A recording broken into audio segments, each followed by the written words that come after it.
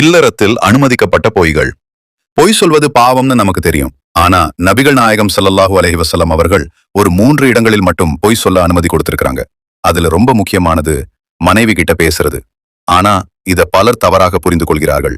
இன்று நண்பர்களுடன் விளையாட போவதற்கு வெளியில் கொஞ்சம் வேலை இருக்கிறது இல்லை என்றால் ஆபீஸ்ல ஓவர் டைம்னு சொல்லிக்கலாம்னு தப்பா கணக்கு போடாதீங்க. அது ஹராம். அந்த பொய்க்கு இங்கே இடமே இல்லை. அனுமதிக்கப்பட்ட பொய் எது தெரியுமா? உங்க மனைவி ஒரு புது ட்ரெஸ் போட்டுட்டு வந்து எப்படி இருக்கேன்னு கேட்கும்போது நீங்க கொடுக்கிற ரியாக்ஷன் தான். அப்படியே ஆச்சரியப்பட்ட மாதிரி, அன்பே எனக்கு ஒரு சந்தேகம், நீ இந்த ட்ரெஸ் அழகாக்குறியா இல்லல இந்த ட்ரெஸ் உன்னை அழகாக்குதான்னு தெரியலையே அப்படின்னு ஒரு போடு போடுங்க. இத மட்டும் நீங்க கரெக்டா சொல்லிட்டீங்கன்னா அடுத்த 6 மாசத்துக்கு உங்க வீட்ல நிம்மதி கன்ஃபார்ம்.